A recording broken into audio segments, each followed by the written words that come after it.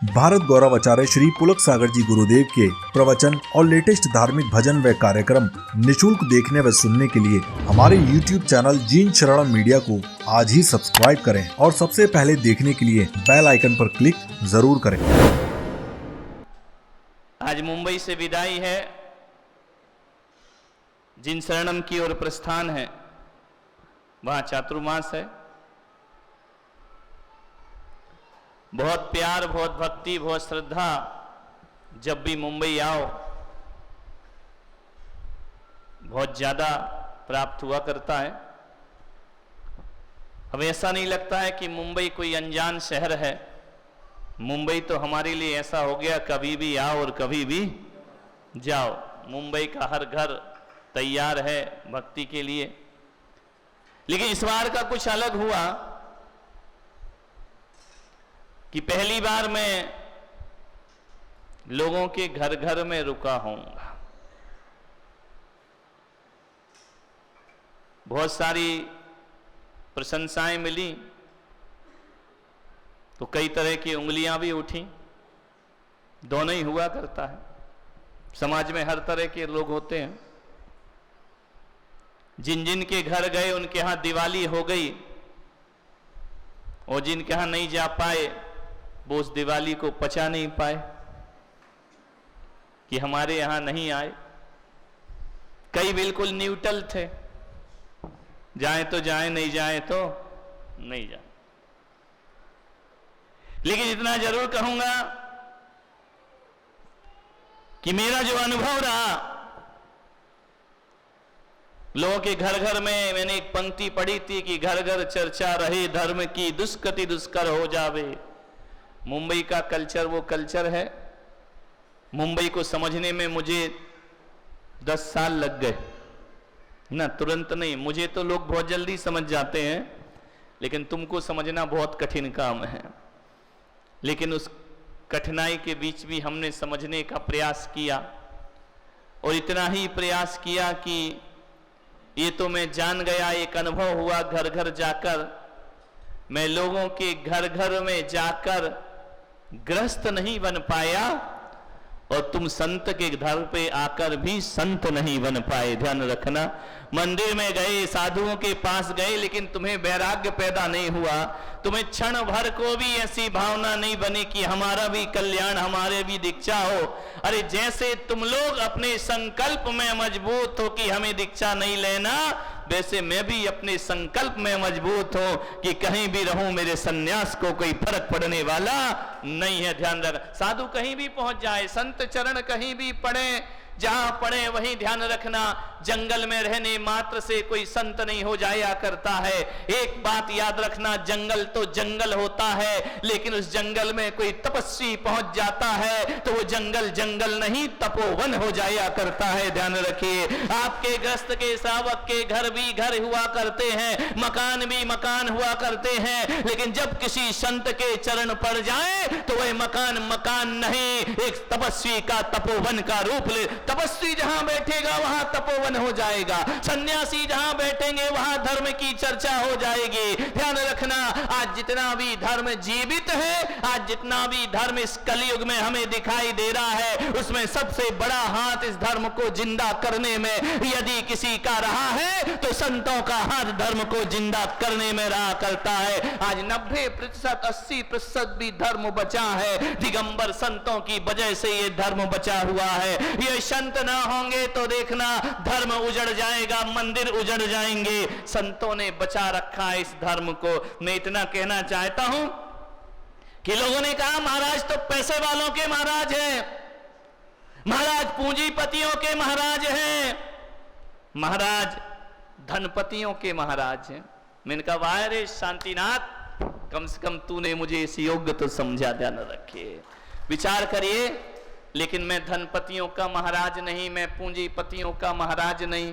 मेरी जहां तक सोच है वह इतनी सोच है कि जब तक भी मेरी समाज में एक घर भी गरीब है, तब तक कोई संत धनपतियों का महाराज नहीं हो सकता है, कोई संत पूंजीपतियों का महाराज नहीं हो सकता है। मैं तो ये चाहता हूं कि मेरी समाज का एक घर भी निर्धन नहीं होना चाहिए, हर घर सम्राट और चक्रवर्तियों की तरह होना चाहिए, सम्राट उनके पास समृद्धि होना चाहिए, उनके पास दौलत होना चाहिए। मेरा समाज, मेरे तीर्थंकर, ध्यान रखना मैं इतना सौभाग्य उसी दिन अर्जित करूंगा जिस दिन मेरी समाज में कोई भी अभाव में जीवन ना जी रहा हो, कोई भी गरीबी में जीवन ना जी रहा हो। हमारे तीर्थंकरों ने सम्राटों के घर में जन्म लिया है, वही यही संदेश देना चाहते थे कि जहां तीर्थंकर पहुंच जाते हैं वो गरीब भी सम्राट बनने में ज्यादा देर नहीं लगा करती। बनाओ ना मुझे धनपतियों का महाराज, मैं तो चाहता हूं। निर्मल जी, मनोज भाई कहां चले गए अध्यक्ष यहाँ के? मैं चाहता हूं कि मैं धनपतियों का महाराज रहूं, मैं चाहता हूं कि मैं समृद्धशालियों का महाराज रहूं, मैं नहीं चाहता कि मैं गरीबों का महाराज रहूं, मैं चाहता हूं मैं चक्रवर्तियों का महाराज रहूं। ध्यान रखना, मैं नारायणों का महाराज रहूं, मैं प्रतिनारायणों का महाराज रहूं, मैं महापुरुषों का महाराज रहूं। ये मेरा सपना है। हम जब भी बने व्यक्तियों के महाराज बने, वो सम्राटों के महाराज तभी बनेंगे जब पूरी समाज सम्राट बनकर के खड़ी हो जाया करती है। ये आशीर्वाद है, ये व्यंग नहीं है कि धनपतियों के महाराज हैं। मैं इसे भगवान का आशीर्वाद समझा करता हूं। लोग आए, महाराज मीरा रोड जाओगे, मीरा रोड जाओगे। अब कई खुरापात खोपड़ियां मजे लेती रहती हैं, कोई व्हाट्सएप पे मजे लेता रहता है, कोई फेसबुक में मजे लेता रहता है, और मैं भी ऐसा साधु हूं कि मजे देते ही रहता हूं, देते ही रहता हूं। ध्यान रखिए, विचार करिए, जब तक अपना माहौल मार्केट गर्म ना हो तब तक पुलक सागर को जीने में मजा नहीं आया करता है। ध्यान रखना, दो चार बातें तो होनी चाहिए ना। कितनी बार मीरा रोड के गए, मुंबई प्रवेश से पहले मीरा रोड के लोग पीयूष पानी में भी आ गए, महाराज मीरा रोड पर हारना, इनका भी रुको। और जगह जगह गए, कहां कहां ये समाज नहीं गए। कितनी बार बोला, 4-5 बार तो गए होगे ना मनोज जी, 4-5 बार गए। अब मैं यहां रहूं या नहीं रहूं, तुमने तो 4 महीने का चौमासा करा लिया। ध्यान रखना, तुमने अपनी भावनाएं रखी, तुमने अपनी श्रद्धाएं रखी। मैं भी कहते रहा इस रूट की सभी लाइनें व्यस्त हैं, इस रूट की सभी लाइनें व्यस्त है। मैंने कहा थोड़ा झटका दो, देखो मोबाइल क्या बोलता है। मोबाइल तो भगवान जाने क्या क्या बोल जाया करता है, और बोलना ही चाहिए, कोई दिक्कत की बात नहीं है। मैं पुलक सागर शांतिनाथ का आशीर्वाद लेने के लिए यहां पर आया हूं। ध्यान रखना, इतनी सुंदर प्रतिमा और इतना सुंदर जिनालय, इतना सुंदर मंदिर। मैंने कहा जिन शरणम का चातुर्मास तभी सार्थक होगा जब जाने से पहले बाबा के दरबार में धोख लगाई जाएगी।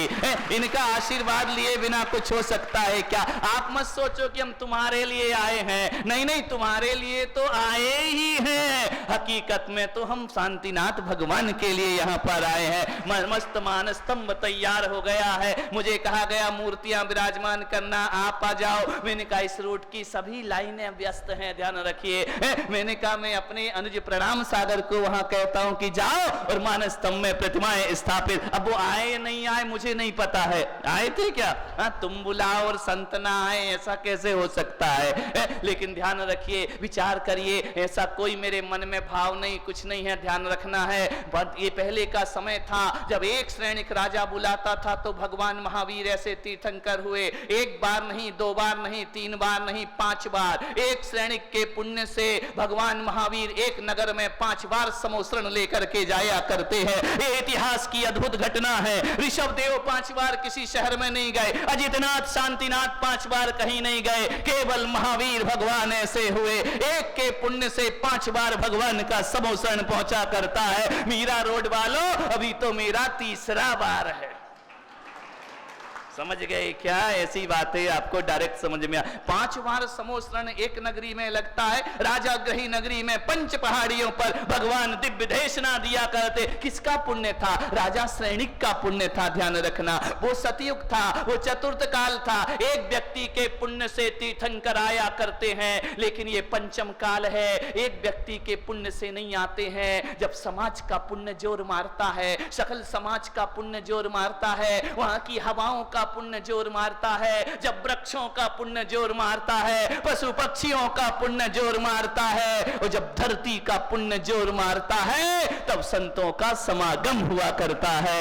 एक व्यक्ति के पुण्य से थोड़ी कोई संत आता है, जगह प्रकृति के कण कण का पुण्य जोर होता है तब संतों का आगमन होता है। लेकिन अच्छी बात है, चल दो चार संत तो हैं दुनिया में दिगंबर, जिन पर अच्छा बुरा लिखते रहते हैं, लिखते दो चार है, हम दो चार बहुत हैं, लेकिन ध्यान रखना इस समाज के लिए दो चार संत ही बहुत हुआ करते हैं, ज्यादा की जरूरत, कुछ ना कुछ लिखते ही रहते हैं, चलते रहता है। लेकिन मैं इतना विश्वास रखता हूं, इतना आपसे निवेदन करता हूं, इतना ही आग्रह करता हूं, मैं जिनके जिनके जो जो जो जो जो मुझे चाहते हैं मैं उनके दिल में रहता हूं, जो मुझे चाहते हैं मैं उनके दिल में रहता हूं, और जो मुझे नहीं चाहते मैं उनके दिमाग में रहता हूं। रहता तो मैं ही हूं, चर्चे तो मेरे ही हैं और चर्चे नहीं है, ध्यान रखना। हम यहाँ आते तो भी हमारी चर्चे हैं, आज आके जा रहे तो भी यहाँ चर्चे चर्चे होंगे। अरे दिल में रहूं या दिमाग में रहूं, रहूंगा तो मैं ही, ध्यान रखना। नेगेटिव रहूं या पॉजिटिव रहूं, रहेगा पुलक सागर ही तुम्हारी जुबान पर, ध्यान रखिए। आपसे मेरा इतना निवेदन है, इतना ही मैं आग्रह करता हूं। मैंने देखा, मैंने अनुभव किया मुंबई में, पहले नया नया आया था तो मुझे मालूम नहीं था, मैं समझा मध्य प्रदेश उत्तर प्रदेश की तरह यहाँ चलेगा, यहाँ ऐसा चलने वाला नहीं है। ये साधु संत कुछ दिन मुंबई में रह जाएं, फिर पता पड़ेगा कि मुंबई में घी निकालना सीधी उंगली का काम नहीं, या टेढ़ी उंगली से घी निकला करता है, और जब टेढ़ी से भी नहीं निकलता है तो घी की कटोरी को गैस पे रख के गर्म करना पड़ता है, तब घी बाहर आया करता है। युवा नहीं आते हैं, अभी वहां शिविर लग रहा था, अंधेरी कहां थे, अपन भाईंदर में थे, एक भैया जी आए, बोले महाराज शिविर लग रहा है लेकिन युवा तो आते ही नहीं है। मैंने कहा भैया जी ऐसे नहीं आएंगे, तुमको मध्य प्रदेश का अनुभव है, यहाँ का अनुभव महाराष्ट्र को हमको है, कैसे इनको बाहर निकाला जाता है, ध्यान रखना है, विचार करना है, आपको सोचना है। मैंने देखा जिन जिन घरों में गया बड़े अनुभव हुए। एक घर में मैं गया, वो बांद्रा बांद्रा बांद्रा या बांद्रा क्या है वो, वहां पे मैं गया, वहां मेरा आहार हुआ, पहली बार नवदा भक्ति। एक लड़का खड़ा हुआ, 12th पढ़ रहा है, इतना जवान बच्चा है, पढ़ रहा, उसकी माने का आहार दे ले, बोले मेरा भी मन है आहार देने का, धोती दुपट्टे पहनकर खड़ा हो गया। धोती पहनना तो आती नहीं है, क्या करे, ये मुंबई का कल्चर है, धोती पहनने में शर्म आती है, धोती पहनना नहीं आती है। मैंने कहा ये मुंबई में घर घर जाकर के धोती पहनाना पड़ेगी, और जो रोज मंदिर में आते हैं उनकी उतरवाना पड़ेगी, जो नहीं आते उनको तो पहनाना पड़ेगा, जो रोज आते उनको एक उतारने को तैयार बैठे। ये मुंबई की गिफ्ट मिली है, हमको ध्यान रखना है, विचार करना है आपको। वो लड़का खड़ा हो गया, माने का आहार दे, बच्चा आहार दे रहा है, कटोरी लिया है, वो माँ से पूछता है माँ ये चम्मच में जो दाल है ये महाराज के हाथ में देना है कि मुंह में देना है। अब बोलिए जी ये धर्म हो गया है। बच्चा मेरे सामने पूछ रहा कि मुंह में दूं कि हाथ में दूं। बच्चों को ये नहीं मालूम, सोचिए विचार करिए, आपके बच्चों को मुनि आहार कैसे करते हैं ये नहीं मालूम हुआ करता है। एक जगह गया मैंने, बच्चे बैठे हुए थे, मैंने कहा बताओ बच्चों ये क्या है, बोले झाड़ू। अब ये जैन समाज है हमारी, विचार करिए, वो कह रहा है झाड़ू है। मैंने कहा इसका क्या करते हैं, बोले जहां भी बैठते हो झाड़ू लगाते हो। अब बता, हमको आम आदमी पार्टी का नेता बना दिया, झाड़ू पकड़ा दिया, तुम्हें ध्यान रखना। मोक्ष मार्ग का नेता बनने चले और आप आदमी के पार्टी बन गए अपन। एक जगह मैंने पूछा, कमंडल दिखाया, मैंने कहा ये क्या है, बोले थर्मस। अरे तो मैंने कहा क्या करते हैं, बोले इसमें पानी भरते हो। मैंने कहा क्या करते हैं पानी का, बोले जब प्यास लगती है उठा के पी जाया करते हो। ये जैन बच्चों के उत्तर है, विचार करिए, सोचिए। मैंने सोचा यहाँ क्रांति खड़ी करने की जरूरत है। हमारे बच्चों को कुछ नहीं आता है, 8 द्रव्य के नाम नहीं मालूम, तुम्हारे बच्चों को तो छोड़ो, अभी कई को नहीं मालूम होंगे जो बैठे हैं। विचार करिए, ऐसे लोगों के पहले के बच्चे जो होते थे स्कूल जाके पढ़ाई करते थे, आज के बच्चे स्कूल नहीं जाते, ट्यूशन में पढ़ाई किया करते हैं। मैंने कहा मंदिर मेरा स्कूल है और घर मेरी ट्यूशन है, ध्यान रखना। वहां जा जाकर धर्म का पाठ पढ़ाना पड़ेगा, धर्म की चर्चाएं करना। कितने लोग हैं जो 50 साल से मुंबई में हैं, लेकिन उनके घर किसी संत के चरण नहीं पड़े हैं। ध्यान रखना, जिस घर में मैंने देखा कि कलश में जल कम था, लेकिन नैनों में जल की धारा ज्यादा थी। ध्यान रखिए, और जगह तो संत पहुंच जाते हैं, लेकिन मुंबई में इतना माला और उतना माला। अरे मुंबई वालों, मेरी मजबूरी का खूब फायदा उठाया तुमने। ध्यान रखना है, इतने 50 माला तक मुझे ले गए, विचार करिए, सोचिए, वो 55 माला तक ले गए, लेकिन कोई बात नहीं। मैंने कहा कोई बात नहीं है, यदि मैं अपने पापों का प्रायश्चित, मैं अपने दोषों का प्रायश्चित अपने गुरु से ले लूंगा, लेकिन धर्म प्रभावना के लिए जाना पड़े तो पुलक सागर आगे हुआ करता है। धर्म जिंदा रहना चाहिए। आज स्थिति खराब है। मान्यवर, मैं आपसे निवेदन करना चाहता हूं, अभी अभी आपने सोशल मीडिया पर देखा होगा, एक 13 साल का बच्चा है गाजियाबाद में, जो अपने पिता से कहता है मैं ट्यूशन जा रहा हूं, मैं जिम में जा रहा हूं। बाप सोचता है कि बच्चा जिम में जा रहा है, बाप सोचता है कि बच्चा ट्यूशन जा रहा है, लेकिन एक दिन उस बाप को लगता है कि 5 बार कैसे मेरा बच्चा जिम जा सकता है, 5 बार कैसे मेरा बच्चा ट्यूशन जा सकता है। बाप ने कहा पीछा करना चाहिए। 13 साल का बच्चा, ना उसको पैसे की चाहत है, ना उसको धर्म, ना उसको किसी स्त्री की चाहत है, ना उसको प्रेम की चाहत है। 5 साल के बच्चे का ब्रेन वॉश कर दिया जाता है। जैन बच्चा है, मेरी समाज का बच्चा है। बाप जाकर के जब पीछा करता है और देखता है तो क्या पाता है, वो 5 बार मस्जिद में जाकर के नमाज पढ़ रहा है। ध्यान रखिए, किस धर्म की बात कर रहे हो? आपका 13 साल का बच्चा आपके धर्म को छोड़ करके जा रहा है। किस समस्या, किस पंथ की आप बात कर रहे हो? किस पूजन परंपरा की आप बात कर रहे हो? मैंने देखा भोपाल में एक सौरभ जैन करके एक आदमी हुआ है, इतना पढ़ा लिखा आदमी, आरएसएस में जिसका शाखा में जो अपना पद संचलन करने वाला, वो आदमी मुसलमान बन जाया करता है। वो आदमी की पत्नी मुसलमान हो गई, सौरभ सलीम बन गया। ध्यान रखिए, उसके बच्चे मुसलमान हो गए। मान्यवर, सोचिए हम किसकी बात करें। अभी हमने देखा मुंबई में एक लड़की भाग गई, जैनों की लड़की, दिगंबरों की, मुसलमान के साथ भाग जाती है, 20 लाख की मांग की जाती है। बूढ़ा बाप, गरीब बाप पैसे का इंतजाम करता है, लड़की कहती है मुझे वापिस नहीं आना है। ध्यान रखिए, उससे कहा गया कि बेटा मत जा, ये तुझे मांस खिलाएंगे। लड़की ने कहा क्या होता है मांस खाने में, मैं खा सकती हूँ। मेरी समाज की बेटी ऐसा बोलेगी, मेरे समाज का बच्चा ऐसा बोलेगा, जरूर परवरिश में कोई कमी रह गई है आपकी। जब माँ बाप अपना कर्तव्य भूलते हैं ना, तब संतों को अपना कर्तव्य निभाना पड़ता है। कोई मुझे खुशी नहीं है, तुम्हारे घर में जाने से मुझे कौन सा स्वर्ग मिल गया, तुम्हारे घर में जाने से मुझे कौन सी मोक्ष की प्राप्ति हो गई, तुम्हारे घर में जाने से कौन सा मैं ग्रस्त बन गया। ध्यान रखिए, मुझे कोई अच्छा नहीं लगता है कि तुम्हारे घरों में जाकर के रहो, लेकिन मेरी पीड़ा, मेरा दर्द है कि मेरे समाज के बच्चे जो आज लड़ रहे हैं मंदिरों में, मंदिर नहीं जाते हैं, संतों के दरबार में नहीं जाया करते हैं। आज वो बच्चे,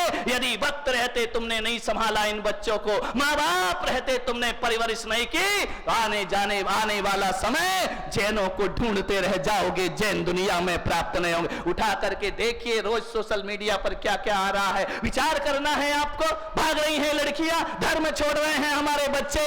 क्या दिया है हमने अपने माँ बाप ने?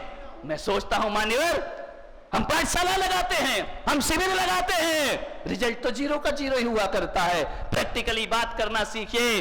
क्या वजह है कि आज वो धर्म हमारे समाज में, आज ऐसे लोग हैं इस धरती पर, एक क्रिश्चियन है और एक इस्लाम है, जो मैं खुलकर आज बोलना चाहता हूं शांतिनाथ भगवान के दरबार में। ध्यान रखना, किस तरह से धर्मांतरण हो रहा है, किस तरह से लव जिहाद करके समाज का क्षरण किया जा रहा है, संस्कारों को छीना जा रहा है। मान्यवर, ये मेरी कोई खुशी नहीं है, लेकिन आज हमारी इस यात्रा का अंतिम समापन समारोह है, इसलिए मुझे अपने उद्देश्य बताना बहुत जरूरी होंगे, वरना लोगों का क्या है, कुछ तो लोग कहेंगे, लोगों का काम है कहना, ये तो कहते रहते हैं। मेरा पीड़ा, मेरी दर्द, मेरी समाज के बच्चे यदि नमाज पढ़ेंगे जाकर के, मेरी समाज के बच्चे यदि चर्च में जाएंगे, व्यर्थ है हमारा संत बनना, व्यर्थ है हमारा जैन बनना। ध्यान रखिए, आपसे निवेदन है, किसने छीना है तुम्हारे बच्चों को? एक बात बताइए, मैं आपसे निवेदन कर रहा हूं, 21वीं सदी में तुम्हारे बच्चे भी जी रहे हैं और 21 की सदी में उनके बच्चे भी जी रहे हैं। ध्यान रखना, वो भी आधुनिक हैं और आप भी आधुनिक हैं। आप कहते हैं 21वीं सदी है, मुंबई की हवा है, मुंबई की हवा में वो भी जी रहे हैं, आधुनिक युग में वो भी जी रहे हैं। ध्यान रखिए, आपसे मेरा निवेदन इतना ही है, आग्रह मेरा इतना ही है, बच्चों को संभालो, बेटियों को संभालो, अब मंदिरों में बैठ के बकवास मत करो कि पंचामृत होना चाहिए, जलामृत होना चाहिए। अरे कोई भी अभिषेक हो, इससे कोई फर्क नहीं पड़ा करता है। बेटियां अजैन नहीं होना चाहिए, इससे फर्क पड़ा करता है। विचार करिए, सोचना है आपको। आपसे मेरा निवेदन है, आज अजैन हो रही है बेटियां, क्या वजह है? क्यों हमारे बच्चे को धोती पहनने में शर्म आती है? क्यों हमारे बच्चे को तिलक लगाने में शर्म आती है? क्यों अभिषेक करने में शर्म आती है? मैं आपसे इतना ही निवेदन करना चाहता हूं, क्या वो बच्चे आधुनिक युग में नहीं जीते हैं? क्या वो बच्चे 21वीं सदी में नहीं जी रहे हैं? मालूम है, एक इस्लाम की बेटी, एक मुसलमान की बेटी कितनी भी पढ़ लिख जाए, आधुनिक हो जाए, कितने भी इंग्लिश मीडियम से पढ़ ले, सीबीएसई बोर्ड से पढ़ ले, कितनी भी विदेशों में पढ़ने को चली जाए, लेकिन एक बात याद रखना, कितनी भी फर्राटेदार, ऐसा नहीं है कि वो समाज तरक्की नहीं कर रही है, ऐसा नहीं है कि उनके बच्चे पढ़ाई लिखाई नहीं कर रहे हैं, वो भी पढ़ाई कर रहे हैं, वो भी तरक्की कर रहे हैं। लेकिन मालूम है, उनके माँ बाप ने कह रखा, कितनी भी अंग्रेजी बोल लेना, कितने भी आधुनिक बन जाना, लेकिन तुमको अरबी पढ़ना आना चाहिए, तुमको उर्दू पढ़ना आना चाहिए। तुम अपने बच्चे से कहते संस्कृत नहीं पढ़ सकता हमारा बच्चा, प्राकृत नहीं पढ़ सकता हमारा बच्चा, तुम ही आधुनिक हो। सारी 21वीं सदी का असर जैन समाज पर पड़ रहा है, दूसरों पर असर नहीं पड़ रहा है। आपका बच्चा संस्कृत पढ़ना क्यों नहीं जानता है? आपका बच्चा प्राकृत पढ़ना क्यों नहीं जानता है? मेरा आपसे निवेदन है बड़ी विनम्रता के साथ, एक बात सोचिए, उनकी लड़की भी आधुनिक होती है, लेकिन कभी उनकी बेटियां ये नहीं कहती कि हम हिजाब नहीं पहनेंगे, हम बुर्खा नहीं पहनेंगे। आपकी बेटियां कहती हम जींस के बिना मंदिर नहीं जाएंगे। ये संस्कार हम दे रहे हैं अपने बच्चों को। विचार करिए, सिर पर दुपट्टा डालने में शर्म आता है तुम्हारी बेटियों को, और बुर्खा पहनने में उनको शर्म नहीं आया करता। संतों के साथ चलने में शर्म महसूस हुआ करती है, वहां गोल टोपी लगाओ तो फक्र महसूस किया करते हैं। ध्यान रखिए, आपसे मेरा निवेदन है, उन्होंने ना बुर्खा छोड़ा है, उन्होंने ना टोपी छोड़ी है, सिंदूर तुमने छोड़ा है, बिंदिया तुमने छोड़ी है, चूड़ियां तुमने छोड़ी है। विचार करिए, मैं आपको आपके अतीत तक ले जाना चाहता हूं। तुमने मंदिर छोड़ा है, उनने मस्जिद नहीं छोड़ी है। ध्यान रखना, हर शुक्रवार को मुसलमान मस्जिद में एकत्रित हुआ करता है। तुम्हारा कोई बार है, ले दे के पर्यूषण में इकट्ठे होते हो, वो भी लड़ाई झगड़े के सिवा कुछ नहीं किया करते हो। ध्यान रखना, महीने में सप्ताह में एक दिन तुम्हारा है कि जिस दिन तुम मंदिर में इकट्ठे हो, संत आ गए तो हाल में पूर्ति नहीं हुआ करती है। ध्यान रखिए, विचार करना है, आपसे मेरा निवेदन है, किस धर्म की रक्षा की आप बात करेंगे, किस धर्म की आप बात करेंगे? तुम्हें पूजा करने का टाइम नहीं है, तुम्हें अभिषेक करने का टाइम नहीं है, लेकिन उनके बच्चों को 5 बार नमाज पढ़ने का टाइम हुआ करता है। ध्यान रखिए, आपसे मेरा निवेदन है, उनके यहां उनकी बेटियां ये नहीं कह सकती कि हिजाब क्यों पहनूं, वो ये नहीं कह सकते हैं कि टोपी क्यों लगाऊं, वो ये नहीं कह सकते नमाज क्यों पढ़ना, लेकिन तुम्हारी बेटी कहती है ना मंदिर क्यों जाना, तुम्हारा बच्चा कहता है ना माला क्यों फेरना, तुम्हारे बच्चा कहता है ना कि काय को सामायिक करना, काय को प्रतिक्रमण करना। तुम्हारे बच्चे आर्गुमेंट्स करते हैं, उनके बच्चे कोई आर्गुमेंट्स नहीं किया करते हैं। मान्यवर, मैं पुलक सागर एक दर्द लेकर के जी रहा हूं, आपसे इतना ही कहना चाहता हूं, मत बनाओ ज्ञानी अपने बच्चों को। एक ज्ञानी बना बना करके तार्किक बना दिया, और इन तार्किकों ने समाज को टुकड़े टुकड़े कर डाले। ध्यान रखिए, मैं चाहता हूं कि ज्ञानी बच्चा बाद में बने, पहले बच्चा धार्मिक बनना चाहिए, धर्मात्मा होना चाहिए, क्योंकि आज के ज्ञानियों में धर्म दिखाई नहीं देता है, समाज को तोड़ फोड़ की राजनीति चला करती है। धार्मिक बनाइए अपने बच्चों को। मेरी माँ भी थी बचपन में, जब मैं छोटा था, मेरी माँ कहती थी बेटा मंदिर जा, मैं भी प्रश्न करता था मंदिर क्यों जाना, भगवान का अभिषेक क्यों करना, मूर्ति के दर्शन क्यों करना। मेरी मां कहती थी उंगली रखकर अपने ओठों पर, चुप, आवाज नहीं करना। ध्यान रखिए, मैंने कह दिया मंदिर जाना तो जाना, ज्ञान प्राप्त करने की कोशिश मत करना। मेरा आदेश है मंदिर जाओ। तुम इनका इसके उत्तर कब मिलेंगे? मेरी मां ने मुझसे कहा था वक्त हर चीज के उत्तर देगा, मां किसी चीज के उत्तर नहीं दिया करती है। समय आपको उत्तर दे देगा, वक्त आपको उत्तर दे देगा। विचार करिए, कुरान पर कोई प्रश्न नहीं उठ सकता है, बाइबल पर कोई प्रश्न नहीं उठा करता है, और तुम अपने भगवान पे प्रश्न उठाते हो, तुम अपने संतों पे प्रश्न उठाते हो, तुम अपने ग्रंथों पे प्रश्न उठाते हो। कैसे जिएगा ये धर्म? धर्म, कैसे बचाएंगे हम इस धर्म को? मान्यवर मैं बड़े निसंकोच भाव से कहता हूं, हमारे बुजुर्गों के पास ज्ञान नहीं था लेकिन वो धर्मात्मा थे, और आज तुम्हारे पास ज्ञान है लेकिन तुम धर्मात्मा नहीं हो। लोग कहते हैं आडंबर है, ये पाखंड है, काय को भगवान का अभिषेक करना है, काय को ये सब आडंबर करना, इसमें कोई धर्म होता है? आपकी बेटी आपसे कहती है एक बात बचाओ, मैं पुलक सागर इतना ही कहता हूं, धार्मिक क्रियाओं से ही आदमी धर्मात्मा हुआ करता है, और जो क्रियाओं को छोड़ देगा वो धर्मात्मा कभी नहीं हो सकता है। ध्यान रखिए, माला फेरे वो धर्मात्मा, अभिषेक करे वो धर्मात्मा, संतों को आहार दे वो धर्मात्मा हुआ करता है, प्रतिक्रमण करे वो धर्मात्मा हुआ करता है, सामायिक करे वो धर्मात्मा हुआ करता है, अष्ट द्रव्य चढ़ाए वो धर्मात्मा हुआ करता है। इन्हें आडंबर कह दिया, इन्हें पाखंड कह दिया, इन्हें दिखावा कह दिया। बोलो ये सारी चीजें हटा दी जाए फिर कौन सा धर्म सौंपोगे? आप विचार करिए। उनने तो नहीं कहा कि टोपी आडंबर है, उनने तो नहीं कहा कि हिजाब आडंबर है, नहीं, ये सारे आडंबर तुम जैनियों को ही लगा करते हैं। ध्यान रखिए, आपसे मेरा निवेदन है, अपनी औलाद को ये कहने की ताकत रखो कि मेरे बच्चे तुझे प्रश्न करना है, तुझे आर्गुमेंट्स करना है, हर क्षेत्र में आर्गुमेंट्स करना, लेकिन धर्म के क्षेत्र में कोई प्रश्न मत करना, धर्म के क्षेत्र में कोई तर्क नहीं होना चाहिए। उनके यहां कहा है ना कि जो कुरान ने कहा वही सत्य है, जो अल्लाह ने कहा वही सत्य है। तुम्हारे मुंह से नहीं निकलता कि जो मेरे महावीर ने कहा वही सत्य है। ध्यान रखना, जो जिनवाणी कह रही वही सत्य है, जो गुरु कह रहे वही, तुम्हारे मुंह से नहीं निकलता है। तुम तो ऐसे हो कि अपने भगवान की बुराई करने को बैठ जाते हो। आजकल ये नकली धर्मात्मा करते क्या है, चार लोग मंदिर के ओटले में बैठ जाएंगे, ये महाराज वैसे, वो माता जी वैसी, वो ऐसा, वो वैसा, वो नरक जाएगा, वो सारा ठेका तुम नहीं ले रखा है किसी को नरक में भेजने का। मान्यवर आपसे निवेदन है, धर्म सिखाओ, धर्मात्मा बनाओ, थोथा ज्ञानी बनाने से कुछ भी होने वाला नहीं है। जो धर्मात्मा हो जाएगा वो ज्ञानी अपने आप हो जाया करता है। ध्यान रखिए, पहले धर्म सिखाइए अपने बच्चों को सत्य के दर्शन कराइए। बोलिए कि कोई प्रश्न नहीं होगा। तुम्हारा बच्चा मोबाइल मांगता है, लाख रुपए का मोबाइल दे देते हो, पहले मना करते हो, फिर हारने के बाद तो मोबाइल देना ही पड़ता है ना। एक ही औलाद है, सुसाइड कर लिया तो, घर छोड़ के भाग गया तो, फालतू की बातें दिमाग में रखते हो। मैं कहता हूं आपके पास ईश्वर ने पैसा दिया है, 1 लाख का नहीं 2 लाख का मोबाइल दो, मेरे बाप का कुछ बिगड़ने वाला नहीं है, मेरा कोई नाहानि होने वाली नहीं है। लेकिन आज शांतिनाथ के दरबार में इतना कह रहा हूं, इतनी हिम्मत माँ बाप को अपने अंदर जगाना पड़ेगी। बच्चे को कहना हम तेरे सब अरमान की पूर्ति करेंगे, तू मेरे अरमान की पूर्ति कर। बोले क्या अरमान की पूर्ति करो? बुढ़ापे में तुम्हारा साथ दो। अरे कहना बुढ़ापा छोड़, किसने देखा है? ध्यान रखिए, मैं तुझे मोबाइल जरूर दूंगा, मैं तुझे मोबाइल महंगे से महंगा दिलाऊंगा, लेकिन पहले नियम लेके रोज अभिषेक करेगा भगवान का, तो मैं तुझे मोबाइल दिलाने का।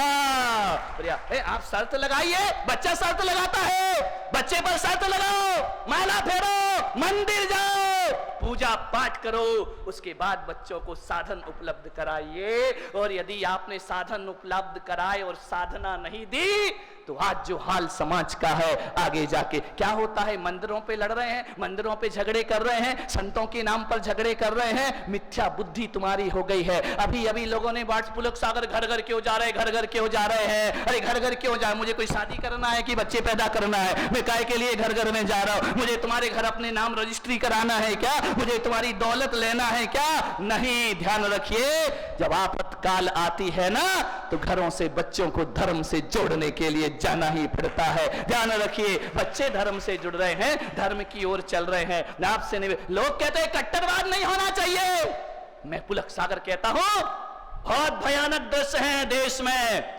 अब जैनियों तुम्हें कट्टर तो बनना ही पड़ेगा। ध्यान रखना, बिना कट्टर बने आज बच्चे धर्म से दूर जा रहे हैं, कल मूर्तियां हटेंगी और ये मंदिर मस्जिद में परिवर्तित हो जाएंगे। ध्यान रखिए, वैसा युग ये देश भुगत चुका है मुगल काल में, हमें अपने भगवान छिपा करके रखना पड़े। ध्यान रखिए मान्यवर, हर माता पिता का कर्तव्य है अपने बच्चों को धार्मिक बनाओ। कुछ भी मत सुनो इस बारे में कि मेरा ट्यूशन है, मेरा पेपर है। एक जगह मैंने बोला कि वे तुम्हारा बच्चा मंदिर क्यों नहीं आता है?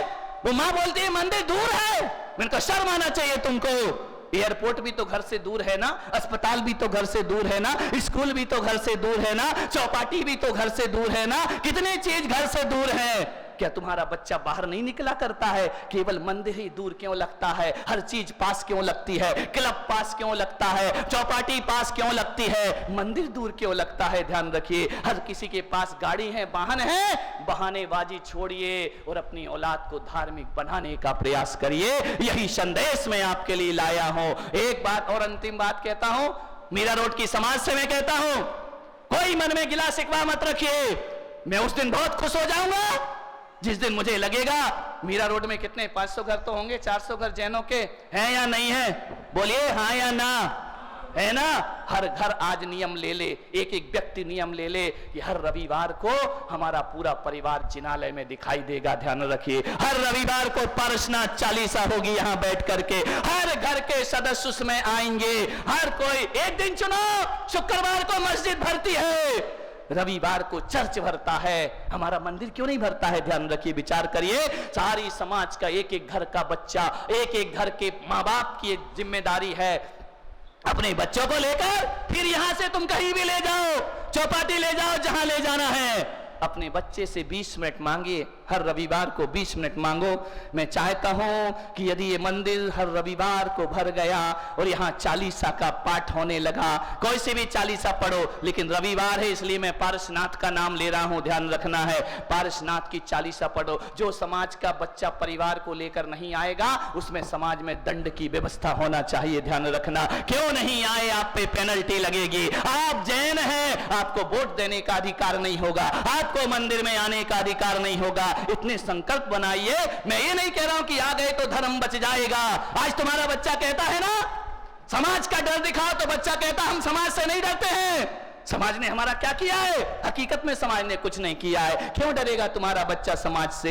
लेकिन जिस दिन पता चलेगा कि 1000 लोग, 500 लोग हर रविवार को जिनालय में उपस्थित होते हैं, बच्चे को समाज का भी डर लगेगा, बच्चे को तुम्हारी परंपराओं का डर लगेगा। समाज इकट्ठा नहीं होती इसलिए बच्चे समाज से डरते नहीं है, बेटी समाज से डरती नहीं है, समाज को ताक पर रख दिया करती है। मैं कहता हूं कि समाज से बड़ा दुनिया में कोई नहीं हुआ करता है। एक साथ इकट्ठे होइए। इतना सा अभी गीता जैन आई थी मेरे पास, मैंने उन्हें कहा, और यही शिक्षा मैं आज हर किसी को यही शिक्षा दे रहा हूं कि चाहे स्थानक वाले हो, चाहे मंदिर मार्गी हो, चाहे दिगंबर हो, सब मंदिर रविवार को भरना चाहिए, ध्यान रखना। और भरने के बाद 10 मिनट समाज के संरक्षण पर विचार विमर्श होना चाहिए। मुनियों पर नहीं होना चाहिए, परंपराओं पर नहीं होना चाहिए। समाज कैसे बचे, कैसे हमारा समाज सुरक्षित रहेगा, कैसे हमारे बच्चे अजैनों में जा सकते हैं, इस पर एक प्रोजेक्ट बनाइए। वो प्रोजेक्ट की तरह काम कर रहे हैं, हम ऐच्छिक रूप से जी रहे हैं, ध्यान रखिए। एक मिशन है उनका, वो हमारी बेटी ले जाते हैं, वो मुसलमान बन जाती है। दुर्भाग्य हमारा कि हमारी बेटी को हम खुद नहीं बचा पाते हैं, ध्यान रखना। पूरी समाज मिलकर के नहीं बचा पाती है। बहुत संवेदनशील मुद्दा है मान्यवर। मैं यही आगाज करता हूं साधु संतों से भी।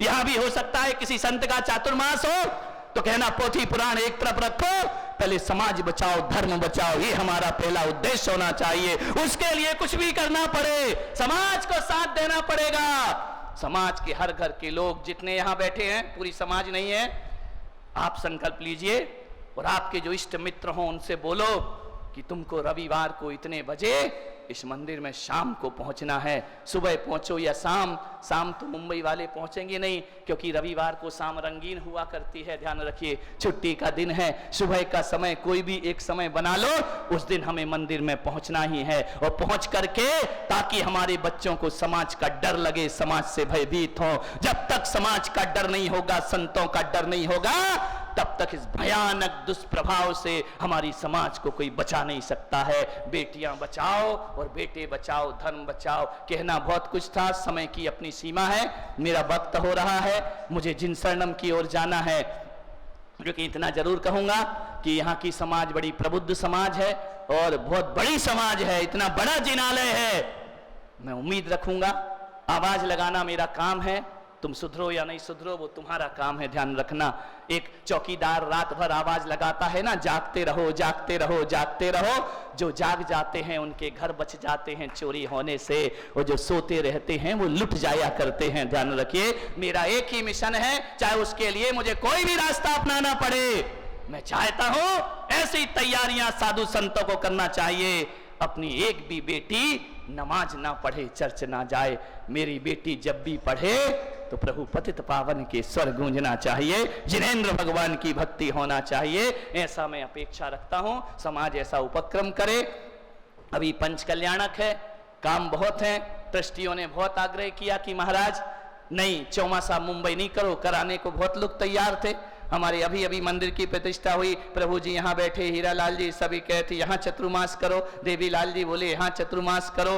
तो मैंने कहा कि नहीं, चतुर्मास तो मुंबई में मेरा कोई भी करा लेगा, लेकिन मैं इतना जरूर कहता हूँ चातुर्मास की मुझे कोई प्रॉब्लम नहीं है, लेकिन तीर्थ कंप्लीट करना है। और वो तीर्थ कंप्लीट करने के बाद वो कोई पत्थर का तीर्थ नहीं होगा, संस्कारों की राजधानी बनाने का वहां प्रयास किया जाएगा। वहां लगेंगे शिविर, वहां दी जाएगी धर्म की शिक्षा, वहां सिखाया जाएगा जैनत्व का कट्टरवाद। ध्यान रखिए, कट्टर जैन बनो, अधमरे जैन मत बनो, ध्यान रखना है। समझिए, विचार करिए, जैन बनोगे तो धर्म सुरक्षित रहेगा। मैं इतना ही निवेदन करना चाहता हूं। बहुत से लोग उस जिन शरणम से जुड़े हैं, ट्रस्टी भी बने हैं, सब जुड़े हैं, उनको भी आशीर्वाद देता हूं। सोहन लाल जी जो वहां पर अभी इंद्र बने हैं और उन्होंने सौभाग्य अर्जित किया, बहुत सुंदर मंदिर उन्होंने वहां पर बनाया, मुझे लेकर के गए, मैं उन्हें आशीर्वाद प्रदान करता हूं। रमेश कुमार जी कचरावत, देवी लाल जी क्या है मेहता, और राइटिंग तो हमारे प्रभु जी की होगी पक्का है, हीरा लाल जी, नरेंद्र कुमार जी मेहता, लालचंद जी, अशोक जी,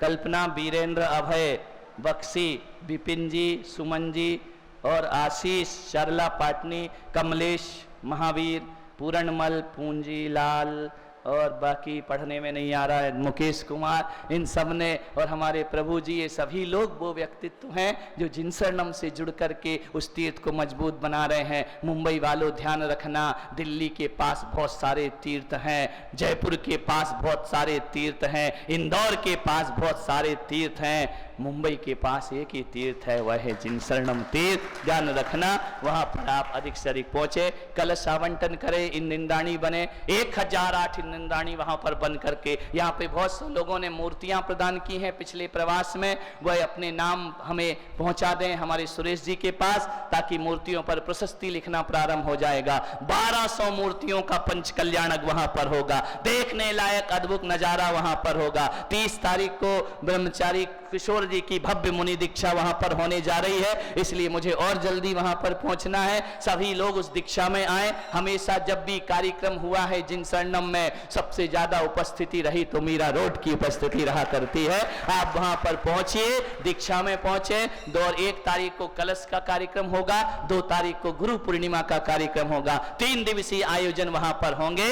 आप वहां पर आइए, तुमने बुलाया हम आए, अब हम बुला रहे है ना। नहीं, कोई चतुर्मास होगा तो मत आना, मैं डिस्टर्ब नहीं करूंगा, ध्यान रखना। वो यदि खाली रहा तो जिन शरणम तीर्थ तुमको वहां पर पहुंचना है, उस कार्यक्रम में भाग लेना है। सभी को मैं, चाहे यहाँ की पूरी पंचायत समिति हो, ट्रस्ट मंडल हो, सभी को मैं आशीर्वाद प्रदान करता हूं और इतना ही कहूंगा कि बस एक ही उद्देश्य रखो, धर्म बचाओ, इससे दूसरा कोई काम नहीं होना चाहिए। शाम को 4:30 से 5 के बीच हम यहाँ से प्रस्थान करेंगे पीयूष पानी के लिए, आप लोग उपस्थित होइए। बोलो, और सभी लोग 2 मिनट में इनकी ब्रह्मचारी जी की गोद भराई करो। और क्योंकि मीरा रोड में इनकी भी गोद भराई हुई थी तो ये मुनि महाराज बन गए, 2 महाराज 3 महाराज और अभी जिन शरणम में मैं छोड़ के आया हूँ, और उनकी भी यहाँ पर गोद भराई हुई थी, अब इनकी भी गोद भराई होना है। ट्रस्टी लोग खुश हो रहे हैं, तुम्हारी भी एक दिन गोद भराई कर दी जाएगी, ताकि सबको भगवान के उसमें हमें चलने का फुर्सत प्राप्त हो। आप सबने सुना, जो स्वागत सत्कार किया, बहुत बहुत आशीर्वाद देता हूँ। महावीर भगवान की जय।